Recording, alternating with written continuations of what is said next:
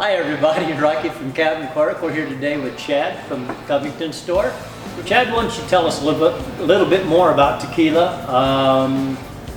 Maybe an age statement? Sure. Start from there. Sure. Well, most tequila, all tequila starts as a distilled beverage, and it's silver. And that's what you have. It goes by many names: silver, blanco. There's more than that, but that's unaged. If you take that same silver liquid and you put it in a barrel for up to 12 months, it becomes reposada, and that's a rested is what reposada means. If you leave it in there for an extended period of time, you end up with añejo, and that's usually a little bit darker, but not always. More oaky, usually more smoky, but not always smoky. It depends on if they charred the barrel and where the barrel came from. Often it's American oak, often it's a used barrel. Could have come from a whiskey distiller or a Scotch distiller overseas. So now we know the difference between tequila, reposada, and añejo. If you take añejo and carbon filter it, which is a chemical filtration, you end up with back to silver again, and that's called cristalino. And that's going to be as mellow as you can possibly get for a tequila. Lots of flavor, many dynamics of the barrels, and then just a very clean, crisp, yet full flavored beverage. And it's funny because your body screams at you that it's silver, and then when you taste it, there's all kinds of things that don't belong in silver tequila. So it's a lot of fun to have as your first time. Something I've noticed too is typically the cristalinos are a little sweeter. Usually they are, and I no idea why the sweetness comes out more. You would think it should be a little less, Right. being carbon filtered, because carbon is very porous and has lots of surface area, and it usually Right. traps things. So. All right, so that's regular tequilas. Now they have mezcal. There's another part of the family. Mezcal is one of the even more misunderstood than tequila. A lot of people have a lot of misnomers in their head about tequila. The things to look for if you want to get a good tequila are made in Mexico and 100% blue agave, which is the plant used to make tequila. It's fermented. They have to be, I think, 9 years old to make tequila. The agave. And disease and drought and lots of bad things can make tequila's price fluctuate.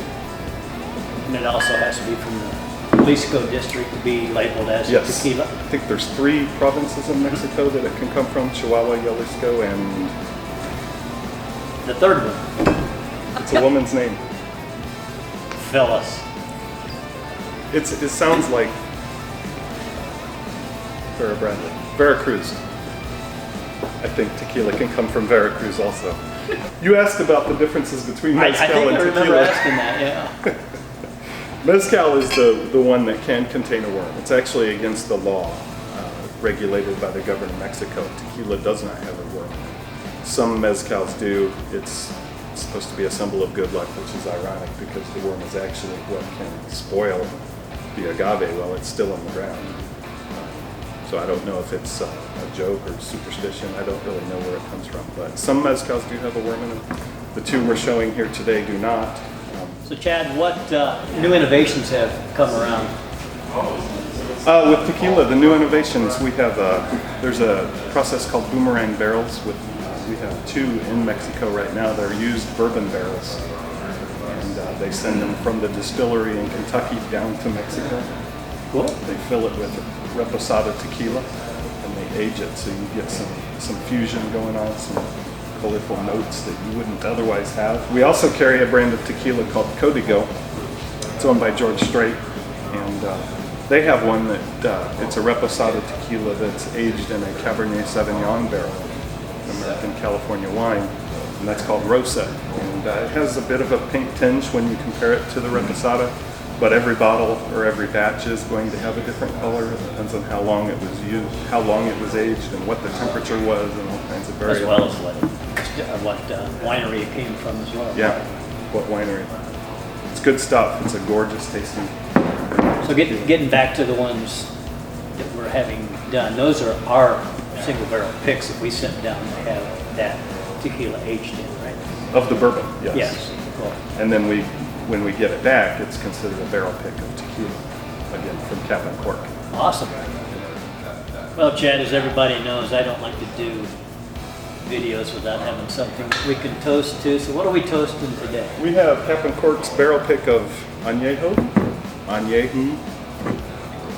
El Mayor Reposada. They also have on our shelves, we have extra Añejo, which is extra.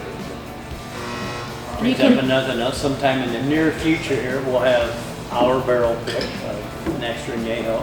So extra añejo is between 3 and 5 years old. I think this is a little over 3, like 3 years and a couple 3 months. Yeah. Looking forward to getting it. I am too. In past practice, we've done some really good things. Yeah, it's exciting. Did we talk about margaritas yet?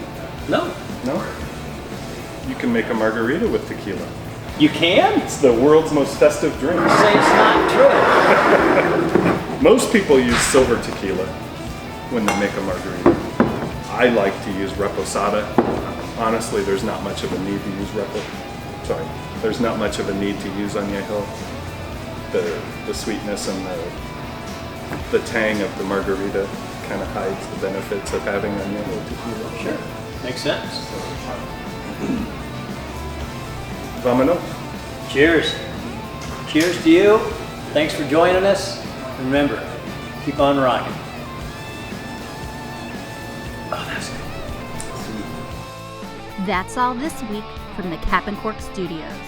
We'll keep you in good spirits, and you keep us in good company. We'll see you right back here next week.